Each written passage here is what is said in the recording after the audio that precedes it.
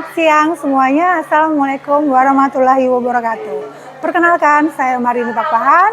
Saya CGP Angkatan 10 dari SMK Negeri 25 Jakarta. Pada kesempatan ini, saya akan membuat video diseminasi penyebaran disiplin positif di sekolah saya yang sangat saya cintai. Untuk diseminasi hari ini akan dimulai dari rekan-rekan guru yang hadir pada hari ini. Pertama sekali, langkah yang dilakukan adalah rekan-rekan guru memasuki ruangan dan menulis di absensi kehadiran. Silakan melihat. Terima kasih. Bapak Ibu guru dipersilahkan.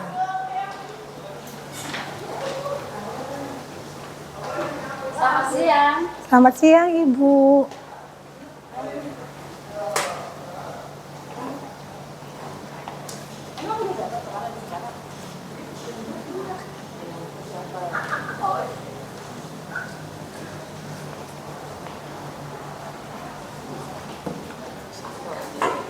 Ya. Kenapa?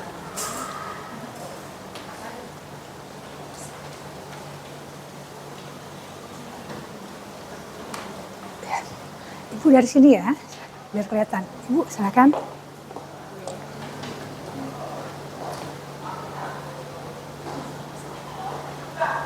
Silakan Bu.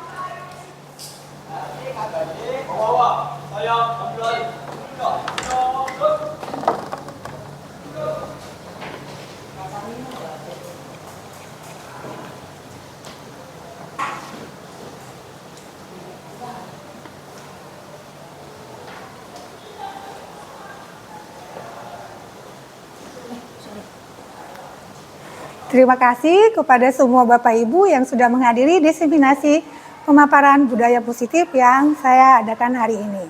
Dah? Baik, terima kasih Bapak Ibu guru yang sudah menghadiri diseminasi pemaparan budaya positif hari ini. Nah, untuk hari ini agenda kegiatannya dimulai dari pembukaan, menyanyikan lagu Indonesia Raya, doa bersama, sambutan dari Kepala SMK Negeri 25 Jakarta, dan saya akan mempresentasikan, menyebarkan pemahaman dan penerapan budaya positif di sekolah kita yang sangat kita cintai. Kemudian ada acara tanya jawab, dan terakhir penutup. Kita mulai, pembukaan sudah dilakukan dengan Bapak Ibu guru sudah masuk ke ruangan ini. Selanjutnya kita akan menyanyikan lagu Indonesia Raya yang dipimpin oleh Ibu Retno. Kepada Ibu Retno, waktu dan tempat dipersilakan.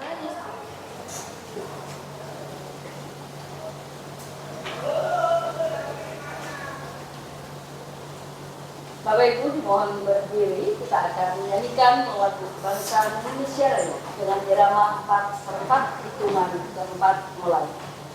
Hiduplah Indonesia Raya.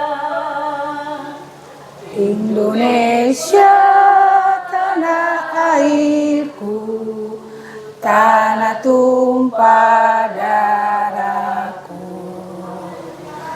Di sanalah aku berdiri, jadi pandu ibuku. Indonesia kebangsaanku, bangsa dan tanah airku. Marilah kita berseru, Indonesia bersatu. Hiduplah tanahku, hiduplah negeriku, bangsaku, rakyatku semuanya. Bangunlah jiwanya, bangunlah badannya untuk Indonesia Raya. Indonesia Raya, merdeka, merdeka, tanahku, negeriku yang ku cinta. Indonesia Raya, merdeka, merdeka, hiduplah Indonesia Raya. Indonesia Raya, merdeka, merdeka, tanahku, negeriku yang ku cinta. Indonesia Raya, merdeka, merdeka, hiduplah Indonesia Raya. Silakan kembali.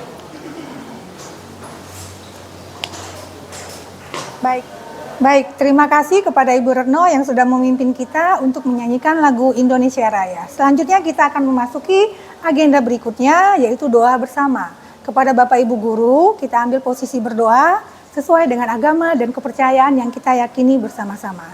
Doa dimulai.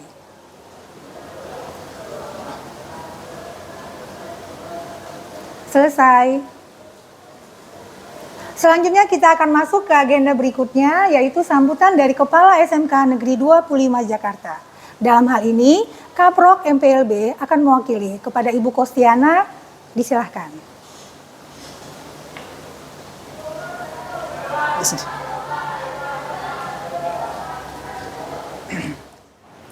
Assalamualaikum warahmatullahi wabarakatuh.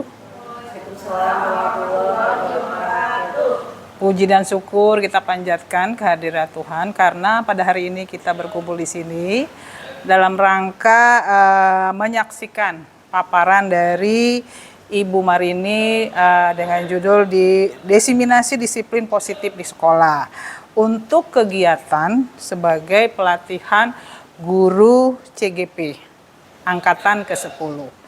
Mudah-mudahan di sini paparannya membuat kita lebih memahami sebagai peran seorang guru. Dan untuk Bu Marini, semoga melalui pelatihan ini menjadi lebih sukses dan lebih bisa membuat SMK 25 maju ke depannya. Barangkali itu yang bisa saya sampaikan. Sama-sama kita dengarkan paparan dari Ibu Marini tentang desiminasi disiplin positif di sekolah. Terima kasih. Assalamualaikum warahmatullahi wabarakatuh.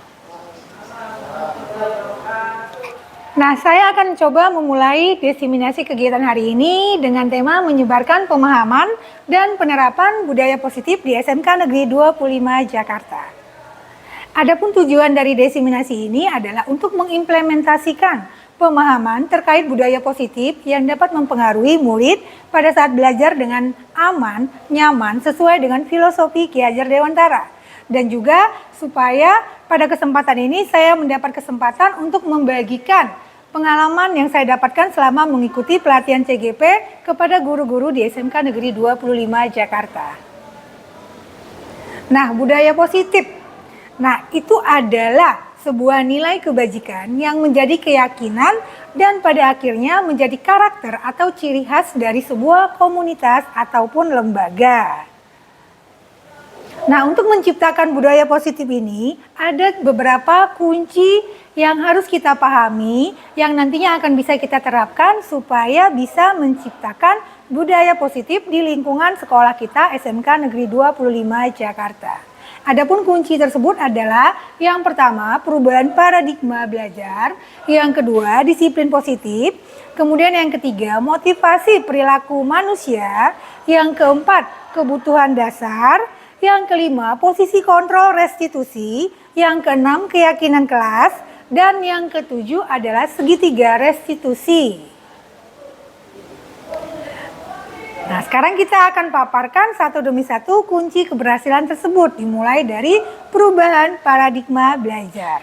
Nah, ini adalah pembelajaran yang berorientasi pada penguatan kompetensi dan pengembangan karakter yang sesuai dengan dimensi profil pelajar Pancasila.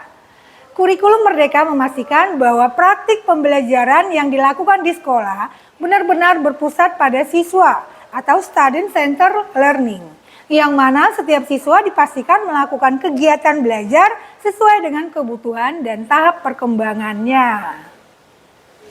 Nah, ini adalah perubahan paradigma belajar yang kita harapkan setelah kita nanti akan membuat praktik pelaksanaan disiplin positif. Nah, dari model pembelajaran, guru sebagai sumber utama atau pembelajaran di mana kita memberitahu apa atau ilmu apa saja yang kita sampaikan kepada siswa. Ini berarti hanya satu arah, di mana guru sebagai komunikator dan siswa sebagai komunikan yang bersifat pasif. Kemudian model pembelajarannya ada reward dan punishment. Nah, di sini ada penghargaan dan ada hukuman yang kita berikan kalau siswa melakukan kesalahan. Berikutnya ada interaksi siswa dan guru yang sangat minim. Nah, sebelum kita mengikuti kurikulum Merdeka, kita bisa tahu ya bagaimana kalau dulu anak-anak atau murid sering menyebutkan istilah ada guru killer, guru galak, atau yang lain-lain sebutan-sebutan yang mereka sering sampaikan kepada guru-guru yang mereka anggap atau mereka kurang sukai karena tidak bisa dekat dengan mereka. Kemudian jawaban tunggal dan verbalisme. Nah, kalau dulu kita di sekolah belajar harus selalu dengan metode belajar di sekolah. Dalam arti tidak ada kegiatan daring, luring, dan segala macamnya. Tapi sekarang setelah ada kurikulum Merdeka, belajar itu tidak hanya di lingkungan sekolah, tapi juga bisa di mana saja. Apalagi sudah banyak kemajuan teknologi yang bisa membuat kita berkomunikasi dengan orang dimanapun berada. Nah, setelah kita melaksanakan kurikulum Merdeka, model pembelajaran yang baru sekarang kita bisa lihat ada berbasis aneka sumber belajar. Jadi sama seperti yang saya sampaikan tadi, bahwa belajar itu tidak hanya fokus ke guru menyampaikan informasi atau ilmu pengetahuan, tapi di luar dari guru, murid-murid bisa mendapatkan ilmu, kemudian mencari tahu. Nah, jadi ada banyak sekali ilmu yang bisa mereka cari tahu. Misalnya guru menyampaikan informasi, kalau menurut mereka informasi yang kita sampaikan berhubungan dengan pelajaran itu kurang, mereka bisa mencari tahu dari internet, dari medsos, ataupun dari teman atau rekan yang mereka anggap kompeten atau mampu memberikan jawaban sesuai dengan yang mereka mau. Kemudian pendekatan ilmiah, nah ini juga, jadi semua pembelajaran itu ada jawabannya berdasarkan ilmiah. Jadi nggak hanya bersifat karangan gurunya saja. Kemudian berbasis kompetensi, apalagi kita untuk jurusan SMK, semua ada kompetensi sesuai dengan jurusan-jurusan seperti dasar-dasar manajemen perkantoran, digital marketing, maupun akuntansi keuangan lembaga. Dan yang terakhir, model pembelajaran kolaboratif. Nah, untuk SMK, kita bisa menjalin kerjasama dengan DUDI, dalam hal ini dunia industri, untuk pelaksanaan kegiatan PKL siswa kelas 12. Nah, kemudian kunci yang kedua itu adalah disiplin positif. Nah, dalam budaya kita, makna disiplin itu dimaknai menjadi sesuatu yang dilakukan seseorang pada orang lain untuk mendapatkan kepuasan. Kita cenderung menghubungkan sebuah kata disiplin dengan ketidaknyamanan. Nah, disiplin positif itu bisa kita artikan sebagai bagaimana cara kita menerapkan pendisiplinan dengan tujuan untuk menumbuhkan kesadaran serta memberdayakan anak untuk mandiri. Disiplin positif dilakukan supaya anak melakukan sesuatu bukan karena ditakut-takuti dengan hukuman, ancaman, atau karena dijanjikan sogokan atau hadiah, tapi memang benar dari keinginan diri anak tersebut. Nah, jadi dari pengertian disiplin positif itu, sebagai pendidik, tujuan kita adalah menciptakan bagaimana peserta didik yang memiliki disiplin diri, sehingga mereka bisa berperilaku dengan mengacu pada nilai-nilai keindahan universal dan memiliki motivasi intrinsik bukan ekstrinsik. Nah, nanti ini kita akan bahas untuk sesi berikutnya ya Bapak Ibu. Nah, kalau kita sudah bisa memahami pengertian disiplin positif, nantinya anak-anak dalam melaksanakan kegiatannya sehari-hari di sekolah akan fokus untuk melaksanakan nilai kebajikan. Di mana nilai kebajikan itu kita terapkan di setiap kegiatan belajar mengajar. Nah, nilai kebajikan yang disepakati misalnya profil pelajar Pancasila dan keterampilan hidup, karena ini sesuai dengan jurusan kita SMK, di mana lulusan SMK kita harapkan mereka bisa mencari pekerjaan sesuai dengan keinginan atau permintaan dari dunia industri. Nah, nilai kebajikan itu adalah nilai yang disepakati bersama, lepas dari suku, bangsa, agama, bahasa, maupun latar belakangnya. Nah, jadi contoh profil pelajar Pancasila, nilai kebajikan yang bisa kita arahkan, kita ajarkan ke anak adalah beriman dan bertakwa kepada Tuhan Yang Maha Esa. Kemudian berakhlak mulia, berkebinekaan global, gotong royong, mandiri, dan kreatif, serta bernalar krisis. Kemudian untuk yang kedua, nilai kebajikan yang perlu kita arahkan, kita sampaikan ke anak-anak adalah keterampilan hidup atau life skill. Di mana ini siswa kita harapkan bisa menjadi siswa yang dapat dipercaya, lurus hati, pendengar yang aktif, tidak merendahkan orang lain, dan memberikan terbaik dari dirinya sendiri. Tentunya nanti ini akan mereka terapkan pada saat tidak hanya di sekolah mereka pelajari, tapi diterapkan di lingkungan tempat tinggal mereka maupun nanti di kantor pada saat nanti mereka sudah bekerja menjadi pegawai di perusahaan atau menjadi seorang entrepreneur. Nah, kemudian kunci yang ketiga untuk menerapkan disiplin positif ini adalah teori motivasi perilaku manusia. Nah, di sini ada 3 motivasi perilaku manusia menurut Diana Gossen. Yang pertama, motivasi perilaku manusia itu menerapkan disiplin adalah untuk menghindari ketidaknyamanan atau hukuman. Kemudian yang kedua, untuk mendapatkan imbalan atau penghargaan dari orang lain. Dan yang ketiga, untuk menjadi orang yang mereka inginkan dan menghargai diri sendiri dengan nilai-nilai yang mereka percaya.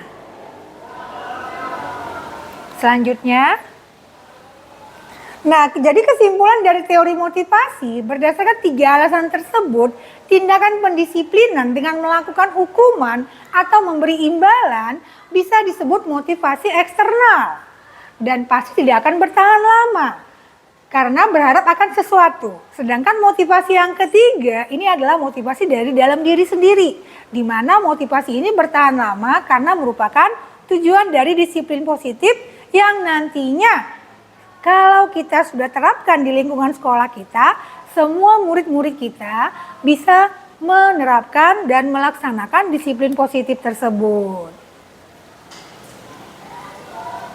Lanjut? Udah. Kemudian yang keempat, kebutuhan dasar manusia. Nah, ini adalah unsur yang diperlukan manusia untuk mempertahankan keseimbangan fisiologis dan psikologinya. Pemenuhan kebutuhan dasar akan sangat mempengaruhi tindakan dan perilaku individu. Jadi kalau seandainya nanti ada siswa yang mengalami masalah, kita harus tahu dulu kebutuhan dasar mana yang tidak dapat dipenuhi sehingga dia membuat masalah di sekolah. Lanjut, Pak. Ya, di sini ada 5 jenis kebutuhan dasar manusia yang perlu kita pahami, yaitu kebutuhan dasar untuk bertahan hidup.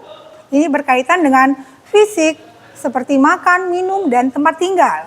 Kemudian yang kedua, kebutuhan akan kasih sayang dan rasa diterima. Dan yang ketiga, kebebasan, kebutuhan akan pilihan. Yang keempat, kesenangan. Dan kelima, kebutuhan akan kekuasaan atau penguasaan dan kemenangan. Nah, berikut ada contoh gambar di mana kita bisa melihat jenis kebutuhan dari masing-masing individu. Nah, nanti dengan harapan jenis kebutuhan ini kita pahami dan bisa kita terapkan. Mengapa sampai terjadi siswa-siswa di sekolah itu bisa kita handle dengan mengetahui kebutuhannya secara langsung. Nah, ini bisa kita tebak ya Bapak Ibu. Coba yang nomor 1, kira-kira kebutuhan akan apa ini? Kekuasaan. Kekuasaan, oke, bisa. Kemudian yang kedua, kebutuhan akan kasih sayang. Yang ketiga, kebutuhan akan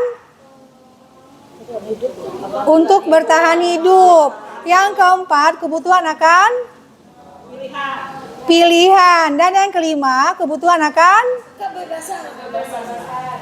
kesenangan atau kebebasan, gitu ya. Oke. Nah, kemudian berikutnya posisi kontrol. Nah, ini adalah upaya pendekatan yang digunakan oleh mereka dalam mengelola perilaku dan disiplin di kelas. Setiap posisi akan memberikan dampak yang signifikan dalam proses pembelajaran dan perkembangan siswa. Nah, selanjutnya kita akan di sini ada beberapa kasus. Nanti saya mengharapkan Bapak Ibu untuk memberikan jawabannya. Apakah sudah memahami apa yang saya paparkan? Jadi kita bisa lihat dari kasus yang saya bacakan di depan. Nah, di sini ada Hasan dan Radit yang saling melempar makanan pada saat jam makan siang. Pada saat Radit akan balik melempar kulit pisang ke Hasan, kulit pisang tersebut mengenai kepala Pak Yono yang sedang melintas di area kantin. Pak Yono menegur keduanya dan meminta mereka untuk menghadap kepala sekolah. Ibu Tini langsung melihat, nah di sini kepala sekolahnya adalah Ibu Tini. Nah, Ibu Tini langsung melihat buku tata tertib sekolah dan membacakan peraturan dan konsekuensi yang berlaku. Akibat perbuatan mereka, Hasan dan Radit diminta untuk tinggal 20 menit sesudah jam pulang sekolah di ruang detensi dan mengerjakan pekerjaan rumah yang disupervisi oleh guru piket. Dari kasus Hasan dan Radit, tindakan yang dilakukan Ibu Tini adalah posisi kontrol apa?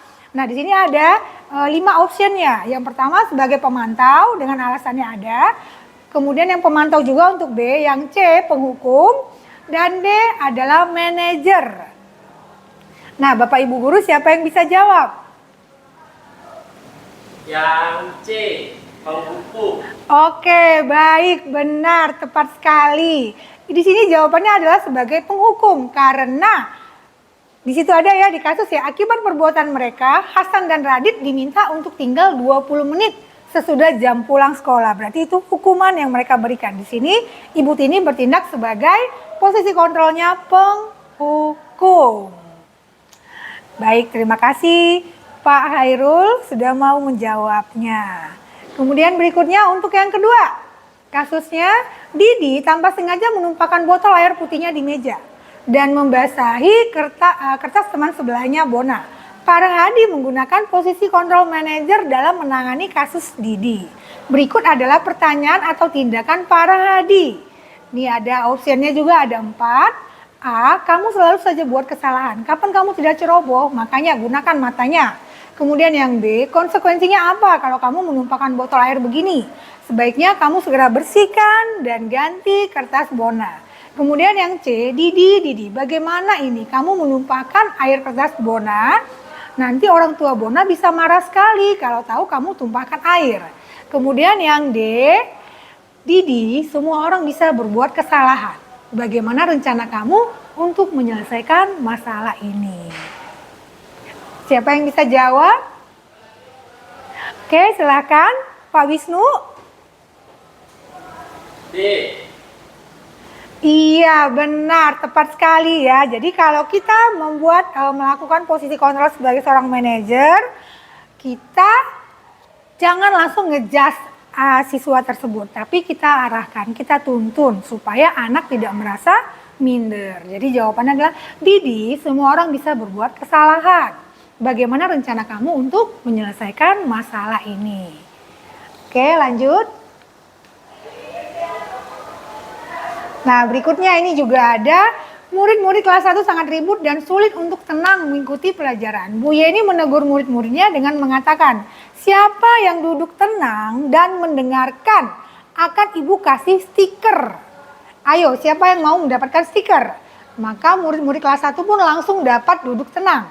Ibu Yeni yang sedang menjalankan proses disiplin kontrol dengan posisi apa? Ayo, siapa bisa jawab?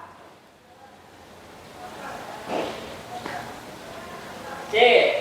Oke, tepat sekali. Terima kasih Pak Gati sudah menjawab. Di sini Bu Yeni membuat posisi kontrolnya diposisikan sebagai teman.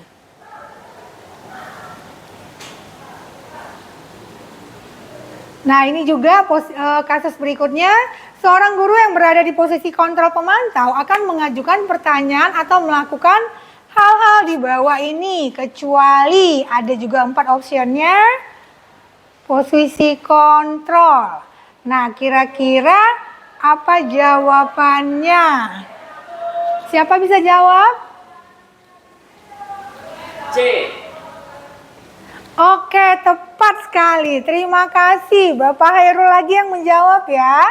Jadi, ini kecuali. Jadi mencatat nama murid yang melanggar tata tertib kelas di papan tulis serta memberikan konsekuensi bila telah melanggar lebih dari 3 kali. Di sini jawaban yang salahnya adalah guru memberikan hukuman. Jadi guru sebagai penghukum. Nah, kemudian kunci yang ke-6 adalah keyakinan kelas. Nah, ini dibuat berdasarkan kesepakatan guru dan siswa. Berdasarkan kesepakatan guru dan siswa di mana keyakinan itu bersifat universal. Kemudian keyakinan kelas ini berbeda dengan peraturan. Karena kalau peraturan dibuat oleh guru dalam arti hanya satu arah tanpa sepersetujuan dari siswa. Kemudian ciri-ciri dari keyakinan kelas adalah sebagai berikut. Nah, keyakinan kelas itu adalah berupa pernyataan-pernyataan yang sifatnya universal. Kemudian dibuat dalam bentuk positif. Yang ketiga, tidak terlalu banyak. Dan yang terakhir, semua ikut berkontribusi.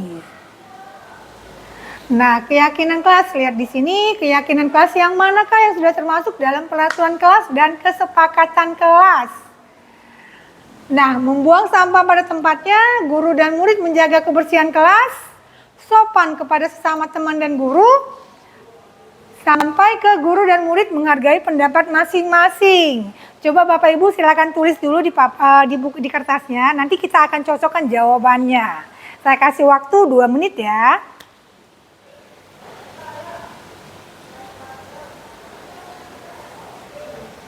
Nah, ini dia perbedaan antara keyakinan kelas dan peraturan kelas.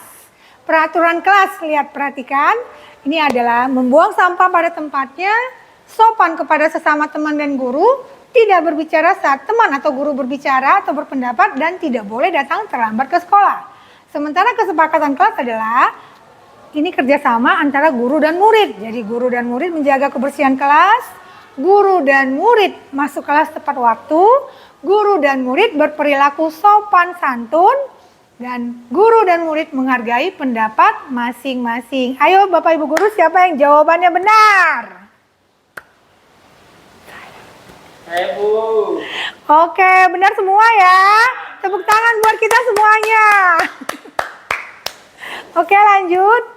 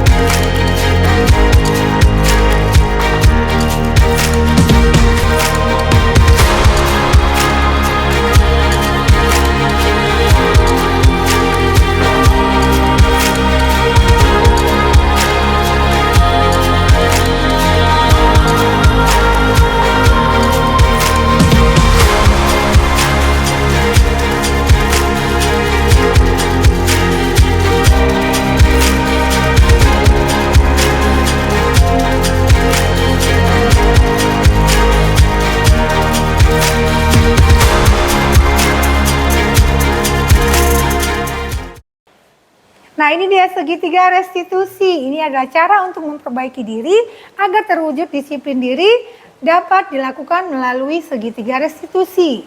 Segitiga restitusi ini adalah proses menciptakan kondisi bagi peserta didik untuk memperbaiki kesalahan mereka, sehingga mereka bisa kembali pada kelompok mereka dengan karakter yang lebih kuat. Nah, ini merupakan pendapat dari Gosen yang menjadi acuan kita untuk melaksanakan segitiga restitusi.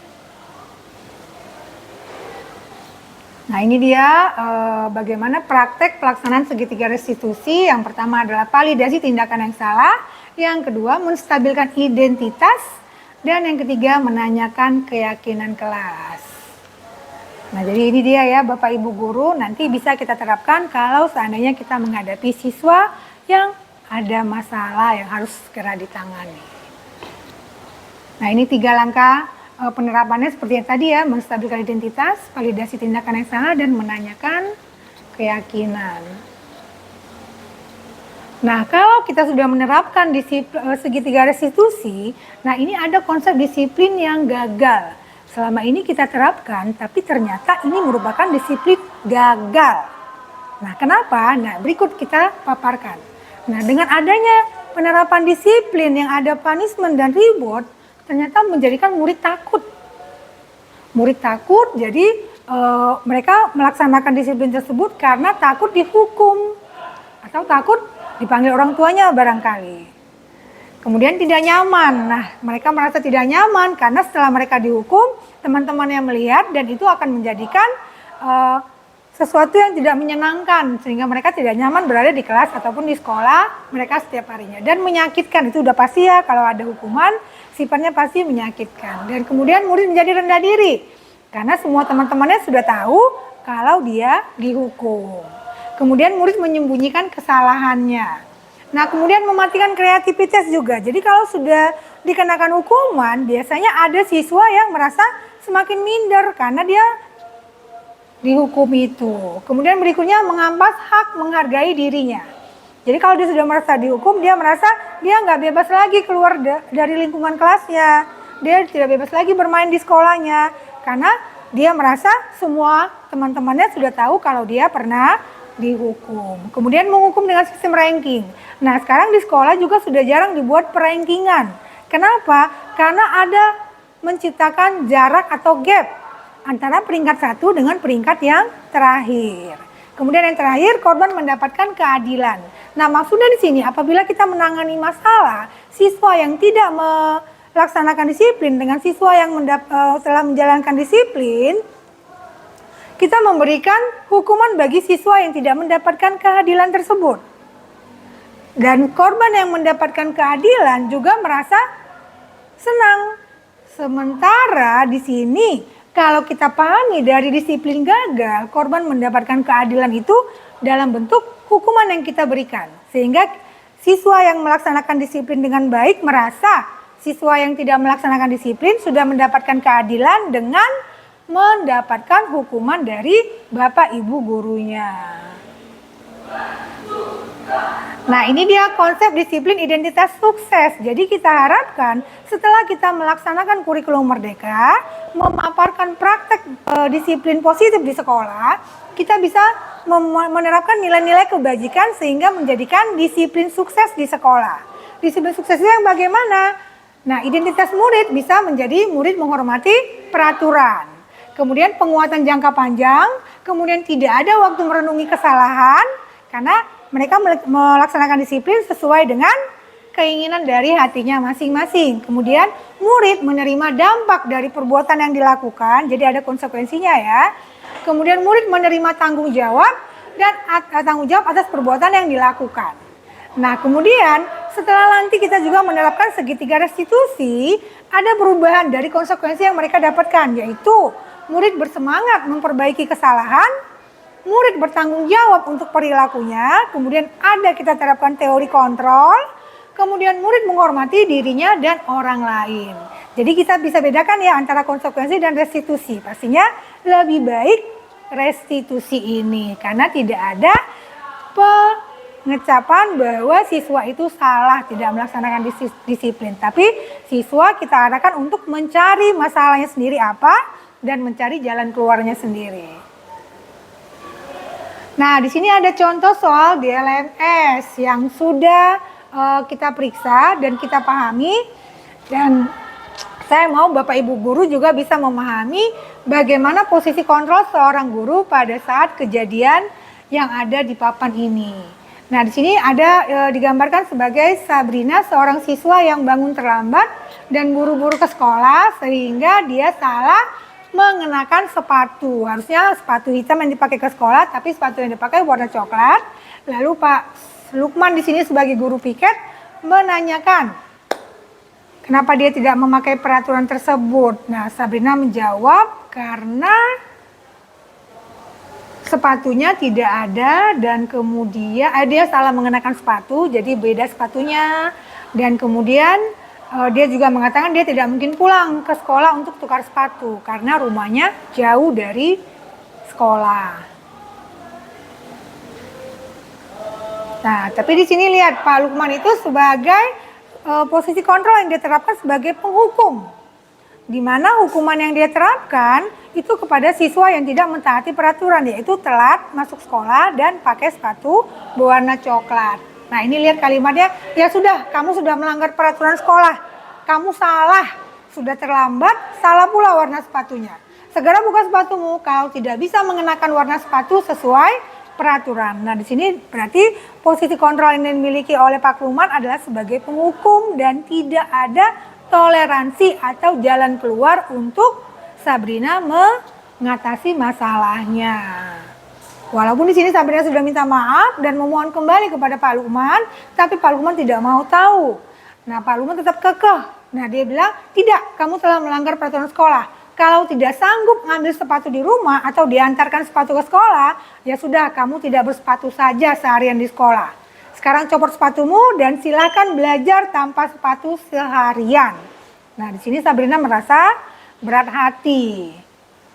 Jadi seharian dia dikenakan hukuman atau sanksi tidak memakai sepatu di sekolah. Nah, dalam kasus di atas posisinya sama seperti tadi sudah saya sampaikan ya, sebagai penghukum. Nah, di mana Pak Lukman bersikeras pada peraturan yang berlaku dan menghukum siapa siswa yang tidak mentaati peraturan. Nah, kemudian lanjut. Kalau seandainya Pak Lukman sebagai seorang manajer, kira-kira apa yang dilakukan atau kalimat apa yang disampaikan Pak Lukman kepada Sabrina? Nah, berikut kita lihat jawabannya. Mas.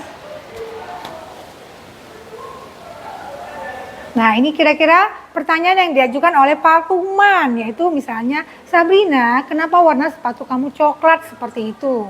Atau apa kamu sengaja atau tidak tahu peraturan sekolah, seharusnya memakai sepatu warna apa? Nah, ini contoh-contohnya ya Bapak Ibu, jadi kita mengarahkan siswa untuk mengetahui apa kesalahan yang dia lakukan. Oke, lanjut. Nah, di sini tadi Pak Lukman tidak menerima alasan, sehingga langkah ketiga dalam segitiga restitusi yaitu yang harus dilakukan oleh Pak Lukman sesuai dengan nilai keyakinan yang dipercayainya untuk bertanggung jawab secara internal dirinya tidak terwujud. Nah, ini maksudnya apa yang dilakukan oleh Sabrina, mohon maaf ya Bapak Ibu. Nah, jadi di sini Pak Lukman harusnya dihindari sikapnya jangan terlalu kaku, jangan terlalu tegas, karena akan memunculkan sikap dendam dan menimbulkan ketidaksukaan Sabrina terhadap Pak Lukman. Jadi sikap motivasi internal yang diharapkan anak untuk bertanggung jawab tidak terbangun, karena dia sudah mendapatkan punishment atau hukuman. Oke, nah demikian tadi hasil presentasi dari pemaparan saya tentang praktik positif baik. Nah, sebagai penutupnya, saya harapkan dengan penerapan program disiplin positif ini, guru memiliki standar kepribadian profesional dan sosial yang baik, di mana guru mampu merefleksikan dirinya dalam posisi kontrol saat ini, bagaimana perjalanan dirinya sebagai among atau manajer yang menuntun murid-muridnya menjadi insan yang mandiri, merdeka, dan bertanggung jawab sesuai dengan standar nasional pendidikan. Nah, terima kasih Bapak Ibu Guru sudah melihat presentasi yang saya lakukan hari ini. Selanjutnya kita masuk ke agenda berikutnya dengan sesi tanya jawab. Dipersilahkan tanya jawab. Kepada Bapak Ibu Guru, saya minta masukan, pertanyaan ataupun ada kritik dan saran sehubungan dengan presentasi pemaparan budaya positif yang saya lakukan hari ini. Bapak Ibu Guru dipersilahkan, siapa yang mau bertanya? Oke, Ibu Tessa, silahkan. Ibu mau bertanya contoh nyata dari segitiga restitusi yang sudah pernah dilakukan di sekolah ini bagaimana? Oke, baik. Terima kasih Ibu Tessa. Saya tampung dulu ya pertanyaannya. Mungkin dari Bapak Ibu yang lain ada? Oke, silakan Bu Retno. Ya, dari pemaparan yang disampaikan oleh gurunya tadi, untuk yang posisi kontrol guru berdasarkan gambar-gambar yang ada, kira-kira yang sesuai atau yang bisa diaplikasikan dalam kegiatan belajar mengajar setiap hari di sekolah itu seperti apa atau yang mana? Baik, terima kasih Bu Retno. Oke, selanjutnya ada lagi yang mau bertanya? Iya, Ibu Kosiana. Untuk tadi yang sudah dipaparkan tentang diskriminasi disiplin positif, apakah dari paparan itu semua sudah menggambarkan disiplin positif yang harus dilakukan di sekolah? Oke, baik. Jadi ada 3 pertanyaan ya. Yang dari Bu Tessa, bagaimana penerapan segitiga restitusi? Kemudian Ibu Retno, kira-kira posisi kontrol apa saja yang bisa dilaksanakan dalam kegiatan belajar mengajar? Dan untuk Ibu Kostiana, pertanyaannya untuk kegiatan untuk pelaksanaan posisi kontrol itu ya, kira-kira yang mana saja? Apakah sudah mewakili disiplin positif yang diterapkan di setiap sekolah-sekolah? Baik, saya akan coba jawab ya Bapak Ibu. Nanti kalaupun seandainya ada jawaban yang kurang puas, saya juga minta masukan dari Bapak dan Ibu Guru semuanya. Ya. Oke, kita buat ice breaking dulu ya, biar agak lemes. Nah, perhatikan, kuncinya hari ini ice breakingnya, apa yang saya ucapkan. Berarti harus diucapkan oleh Bapak Ibu semuanya, paham ya? Kuncinya apa yang saya ucapkan, gitu ya? Oke, nah hari ini misalnya saya katakan 3 tambah 2, berapa hasilnya? 3 tambah 2 berapa hasilnya? Bu Retno yang benar, gitu ya.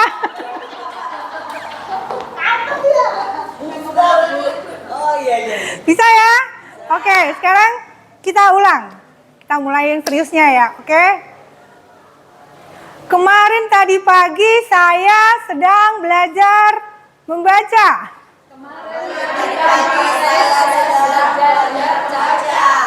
Oke, siap. Kemudian 5 kali 10 dibagi 3, hasilnya berapa? 5 kali 10 dibagi 3 hasilnya berapa? Oke, konsentrasi juga ya semua Bapak Ibu Guru. Kemudian yang terakhir, kalau seandainya saya jalan di jalan raya dan terjadi kasus di mana ada kecelakaan, apa yang saya lakukan?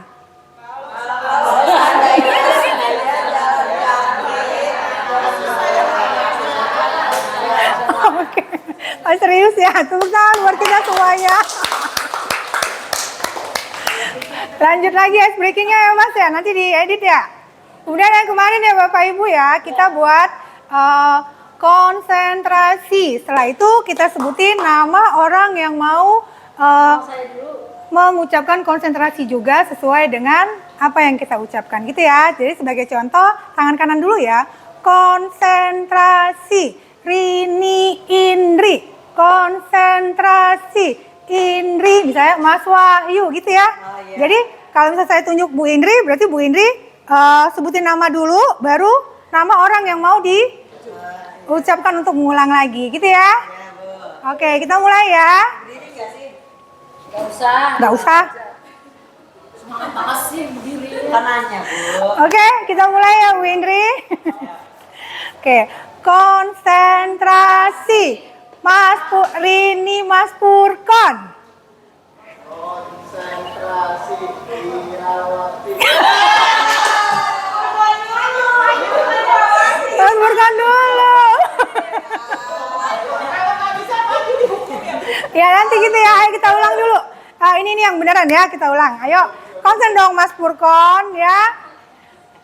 1, 2, 3. Konsentrasi. Mari ini Mas Purkon. Konsentrasi. Purkon Irawati ketiga. Iya, lanjut. Lanjut. Konsentrasi Aida Tessa. Konsentrasi Tessa Indri.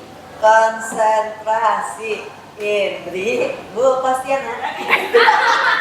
Konsentrasi Kostiana Bu Retno. Konsentrasi Retno Salma. Konsentrasi Salma. Konsentrasi Nurul Wahyu.